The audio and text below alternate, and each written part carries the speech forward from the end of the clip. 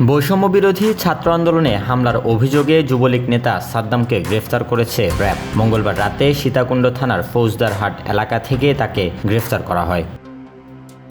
নগরের বাকলিয়া থানার চাঁদকাই এলাকায় যুবলীগ নেতা পরিচয়ে দীর্ঘদিন ধরে কার্যক্রম চালিয়ে আসছিলেন তিনি। র্যাব ৭-এর মিডিয়া কর্মকর্তা সহকারী পুলিশ সুপার শরীফুল আলম বলেন, গত ৪ আগস্ট নিউ মার্কেট এলাকায় আন্দোলনে অংশ নিয়েছিলেন ১৯ বছর বয়সী ইব্রাহিম। আন্দোলনের এক পর্যায়ে ছাত্রলীগ যুবলীগের হামলা শুরু হলে নিউ মার্কেট সংলগ্ন অপর্ণাচরণ স্কুলের সামনে যুবলীগ ক্যাডার সাদ্দাম সহ দেশীয় অস্ত্রধারী আরও ২৫ থেকে ৩০ জন ইব্রাহিমের উপর হামলা চালায়।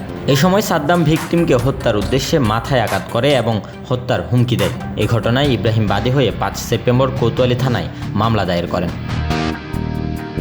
সেই মামলার ছায়া তদন্তের অংশ হিসেবে সাদ্দামকে গ্রেফতার করা হয়েছে। তার বিরুদ্ধে কোতোয়ালি থানায় বৈষম্য বিরোধী ছাত্র জনতাকে হত্যা চেষ্টা সংক্রান্ত আরও একটি মামলার তথ্য পেয়েছে র্যাব।